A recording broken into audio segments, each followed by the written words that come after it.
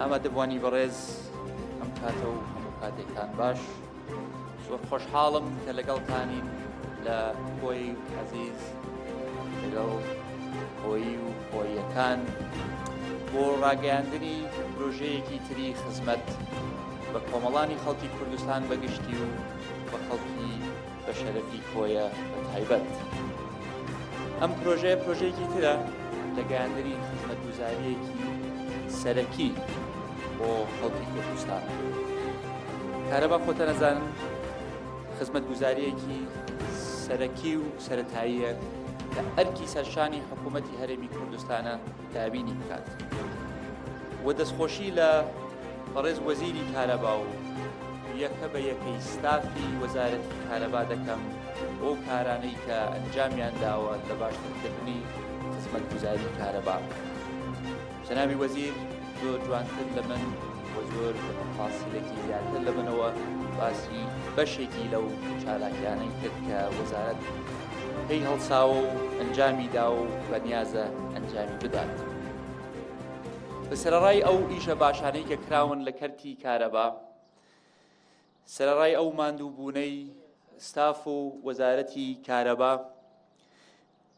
و سەرەڕای ئەو پرۆژە گرنگانەی کە ئەنجام دراون، چ لە پێوەری زیرەکەوە، چ لە زیادکردنی وێستگەکانەوە، چ لە زیادکردنی بەرهەمی کارەباوە، چ لە سیانە و لە چاکسازی لە کەرتی کارەبا، ئەگەر بە وجدانەوە تەقییمی کەرتی کارەبا بکەیت لە کوردستان هێشتا لە ئاستی چاوەڕوانی خەڵکی کوردستان و وەزارەتی کارەبا و جەنابی سەرۆکی حکوومەت و بەندەی مخلستان نییە. بۆ نەهێشتنی کێشەی کارەبا بە یەکجاری پێویستمان بە هەماهەنگیەکی زیاتر هەیە لە بینی حکوومەتی هەرێمی کوردستان،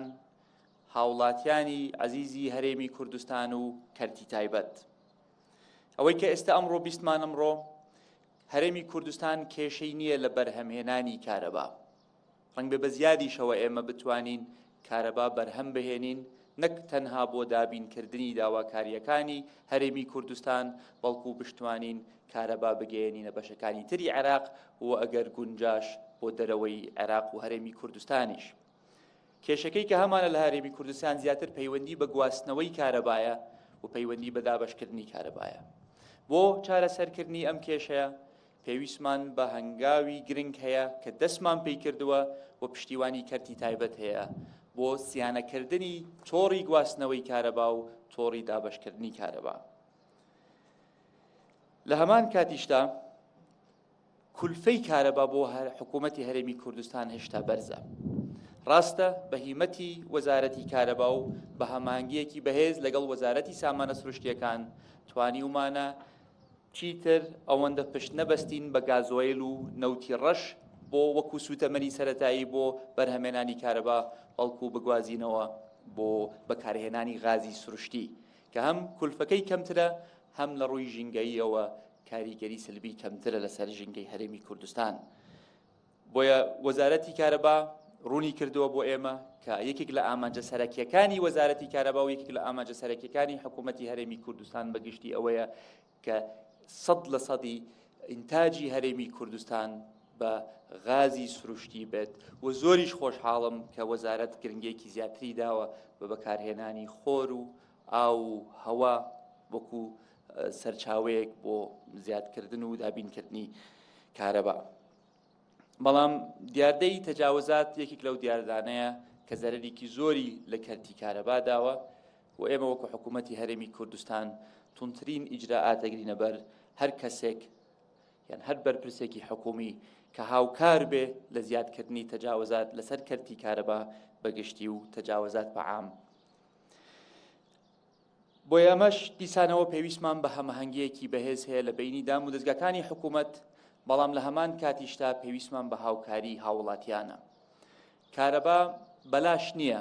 نە بەرهەمهێنانی بەلاشە، نە بەکارهێنانی بەلاشە. بۆیە زۆر زەرورە هاوڵاتیانی بەڕێز بە تایبەت کە ئێستا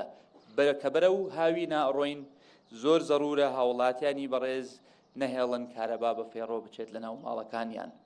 کە ژوورێکمان بەجێ هێشت زۆر ئاسانە چرای ئەو ژوورە بکوژێنینەوە. کە ماڵمان بەجێ هێشت زۆر زەرورە سپلت و ئامێری سارکردنەوەی ژوورەکانمان دابخەین. ئەم هەنگاوە بچووکانە ئەگەر هەر یەکێکمان هەوڵ بدەین کەمتر کارەبا سەرف بکەین بە تایبەت کە ئێستا بەرەو وەرزی هاوینە ئەڕۆین ئەو فشارەی کە هەیە لەسەر کەرتی کارەبا کەمترە بێ و ئەو خزمەتگوزاریەی کە ئەیگەێنین بە کۆمەڵانی خەڵکی کوردستان باشترە بێت. لە هەمان کات هەماهەنگی لەگەڵ بەغداش ضرورە و من خۆڕک بێ خۆتان نەزانن هەر دوێنێ گەڕاینەوە لە سەردانێکی ترمان بۆ بەغدا بۆ بەردەوامبوونی گفتوگۆکانمان لەگەڵ حکوومەتی فێدرالی لەسەر چارەسەرکردنی کێشەکانی دارایی و بودجە و موچە. بەڵام هاوتەریب لەگەڵ گفتوگۆکانمان لەسەر پرسی بودجە پرسی کارەبا زۆر باسەکرێت. عێراق بەگشتی کێشەی گەورەی کارەبای هەیە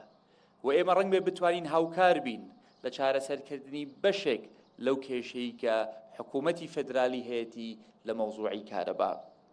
بۆیە بە هەماهەنگیەکی زیاتر لەگەڵ حکوومەتی فێدرالی ئێمە ئەتوانین چ لە ڕووی سوتەمەنیەوە چ لە ڕووی بەرهەمێنانی کارەباوە چ لە ڕووی بەستنەوەی شەبەکەی کارەبای هەرێمی کوردستانەوە لەگەڵ هی حکوومەتی فێدرالیەوە ئێمە بتوانین بەشێک لە کێشەی کارەبای حکوومەتی فێدرالی چارەسەرکەین لەلایەکەوە لەلایەکی تریشەوە ئاستی گەیاندنی خزمەتگوزاری کارەبای هەرێمی کوردستانیش باشتر بکەین. بۆیە ئەمانە هەمووی ئاماژەی دڵخۆشکەرن کە هەم حکوومەت گرنگیەکی زیاتری داوە بە خزمەتگوزاریە سەرەکیەکان پلانی داناوە بۆ چارەسەرکردنی کەم و کورتیەکان کە هەیەی لە کەرتی کارەبا و پلانیشی هەیە بۆ باشترکردنی پەیوەندیەکانی لەگەڵ حکوومەتی فێدرالی و هەماهەنگیەکی زیاتر لەگەڵ حکوومەتی فێدرالی. سەبارەت بە بەغا ضرورە ئێوەی بەڕێز ئاگادار بکەمەوە کە هەنگاوەکانمان بۆ جێبەجێکردنی بودجەی پەسەندکراوی 2021 باش ڕۆیشتون. هەر دوێنێ وەکو ئاماژەم پێدا خۆم و شاندە بەڕێزەکە گەڕاینەوە بۆ کوردستان دوای چەند ڕۆژێک کە لە بەغدا بووین کە لەوێ لەگەڵ بەڕێز سەرۆکی حکوومەتی فێدرالی و وەزیری مالیە و وەزیری نەوت و وەزیرەکانی تری پەیوەندیدار لە گفتوگۆ بووین لەسەر چۆنیەتی جێبەجێکردنی بودجەی 2021. خۆشبەختانە لژنە لاوەکیەکان توانیویانە هەنگاوی باش بنێن بۆ ڕێککەوتن لەسەر میکانیزمی چۆنیەتی پەسەندکردن و چۆنیەتی جێبەجێکردنی بودجەی 2021 و پێم وایە لە ماوەیەکی نزیکدا هیچ بربەستێک نامێنێ بۆ حکوومەتی فێدرالی تاکو و پارە و شایستە داراییەکانی هەرێمی کوردستانمان بۆ بنێرێت. ئەوەی کە ئێمە ویستومانە کە ئێستا ئەمە زیاتر لە ساڵێک و نزیکەی 2 مانگە ئێمە بەردەوام ئەچینەوە بۆ بەغا ویستومانە بیسەلمێنین کە ئەوەی کە لەسەر شانی ئێمەیە وەکو هەرێمی کوردستان هەم پابەندە بین پێی هەم بە دوواداچوونی بۆ ئەەکەین هەم هیچ بیانوەیەک ناهێڵین بۆ ئەوەی چیتر غەدر لە هەرێمی کوردستان بکرێ. بۆ ئەم پەیامە زۆر گرنگە کە هەموو دانیشتوانی هەرێمی کوردستان بزانن کە ئێمە هەموو هەنگاوێکەنین بۆ ئەوەی پابەند بین بەو ئەرک و بەرپرسیارەتیانەی کە لەسەر شانی هەرێمی کوردستانن بۆ ئەوەی بتوانین حەق و شایستەکانی خەڵکی هەرێمی کوردستان وەربگرین کە هیچ بیانوێک نەما ئەو کاتە داوا لە حکوومەتی فێدرالیەکەم داوا لە کۆمەڵانی خەڵکی کوردستانەکەم فشار بخەنە سەر حکوومەتی فێدرالی تاکو ئەوانیش پابەند بن بەسەر ئەرک و بەرپرسیارەتیەکانی خۆیان بەرامبەر بە هاوڵاتیانی هەرێمی کوردستان. من گەشببینم کە ئاستی پەیوەندیەکانمان ئەمڕۆ لە ئاستێکی زۆر بەرزدایە. من گەشببینم کە ئاستی هەماهەنگیەکەی کە هەمانە لەگەڵ حکوومەتی فێدرالی لە ئاستێکی زۆر بەرزدایە و من گەشببینم لەوەی کە ئێمە بتوانین لە ڕیشەوە ئێمە بتوانین کێشەکانی بینی هەرێمی کوردستان و حکوومەتی فێدرالی چارەسەر بکەین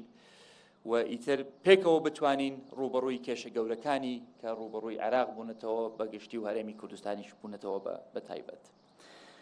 بۆیە من نامەوێت زیاتر درێژە بە قسەکانم بدەم. ویستم دووپاتی کەمەوە کە ئێمە لە حکوومەتی هەرێمی کوردستان کە وتمان حکوومەتێکی خزمەتگوزاریمان هەیە کە وتمان کە خزمەتکردنی کۆمەڵانی خەڵکی کوردستان ئەولەویەتی کارەکانمانە ئەم بەڵێنێکی بێبنەما نەبووە بەڵێنێکی بەتاڵ نەبووە ئەمانەوێ ڕۆژانە بۆتانی ئیسپات بکەین کە خزمەتکردنی خەڵکی کوردستان تەنها دروشتێک نییە خزمەت یەکێکە لە ئەرکە سەرەکیەکانمان و بەکاری ڕۆژانەمان بە کارە جوانەکانی وەزارەتی کارەبا بە کارە جوانەکانی محافزەکانی هەموو محافزەکانی هەرێمی کوردستان بە هەماهەنگی لەگەڵ کەرتی تایبەت کە سپاسیانەکەین کە ئەمڕۆ کۆمپانیا هاوکار بووە لە ئەم ئیشە گرنگە بە هەماهەنگی لەگەڵ خەڵکی خۆمان کە کۆمەڵانی خەڵکی کوردستانن ئێمە بتوانین باشترین خزمەتتان پێ بگەێنین. من گەشتبینم لە ئایندەی کوردستان، سوپاسی سەبر و تحملی کۆمەڵانی خەڵکی کوردستانەکەم، سوپاسی پشتیوانیشتانەکەم، هەر شاد و هەر سەربەرز و هەر سەرکەوتوو بن و بەخێر بن دووبارە سەرچاو.